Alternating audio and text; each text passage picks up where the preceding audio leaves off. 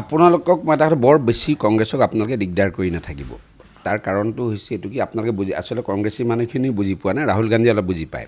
এইটো কয় আমাৰ হিন্দু সনাতনী ধৰ্ম বা আদি বেদান্ত ধৰ্মৰ মতে আদি শংকৰাচাৰ্যৰ নিৰ্বাণা বুলি এটা আছে, নিৰ্বাণা সত্যম, আত্মা সত্যম।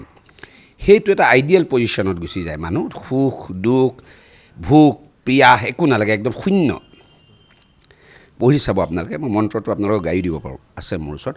গতিকে এতিয়া কংগ্ৰেছ ইতিমধ্যে নিৰ্বাণাত গুচি গৈছে, নিৰ্বাণা সত্যম যিটো আমাৰ সূত্ৰৰ সেইটোত সোমাই গৈছে। তাৰ ডাঙৰ মিনিংটো হ'ল শূন্য, যে মোৰ দুখেও মোক একো কৰিব নোৱাৰে, সুখেও মোক একো কৰিব নোৱাৰে, মোৰ ভোকো নালাগে পিয়াহো নালাগে। গতিকে তেওঁলোকে এতিয়া নিৰ্বাণাত গুচি গৈছে। অকণমান বাকী আছে ৩-৪খন ষ্টেটৰ ইলেকশ্যনৰ পিছত ৰাহুল গান্ধীয়ে পূৰা ফুল ফ্লেজত কংগ্ৰেছ দলসহ তেওঁ নিৰ্বাণা ষ্টেজ যিটো সেইটো আচলতে আত্মা একদম পৰম আত্মাৰ লগত বিলীন হৈ এটা মানে শূন্য পজিশ্যন যিটো কয় সেইটোলৈ গুচি গৈছে। গতিকে বৰ দিগদাৰ কৰি নাথাকিব আপোনালোকে।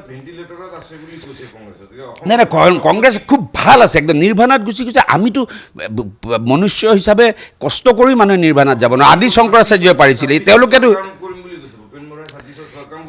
মই কৈছোঁ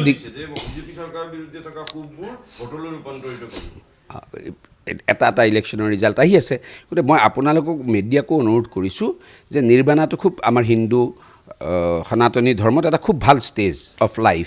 গতিকে এই দলটো বা তাৰ নেতাসকলে নিৰ্বাণাত গৈ আছে যে সেইটোত আপোনালোকে বৰ বেছি দিগদাৰ কৰি নাথাকিব। তেওঁলোকে এটা মিছন হিচাপে লৈছে যে শূন্য, ইমান মহৎ কাম এটা নিৰ্বাণা হ'বলৈ গৈ আছে, আৰু আপোনালোকে এতিয়া বিৰোধী শাসকত গৈ আছে।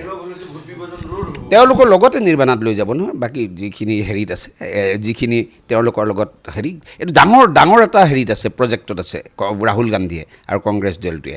একদম আদি শংকৰাৰ যিটো নিৰ্বাণা সত্যম বা আত্মা সত্যম সেই লাইনটোত গৈ আছে, য'ত গৈ শূন্যত বিলীন হৈ যায় আৰু আপোনাৰ তাত সুখ দুখ মায়া মোহ কৰ্ম ধৰ্ম একো বস্তুৱে ফিলিংছটোৱে নাইকিয়া হৈ যায়। এতিয়া সেইটোত গৈ আছে। গতিকে আপোনালোকে দিগদাৰ নকৰিব।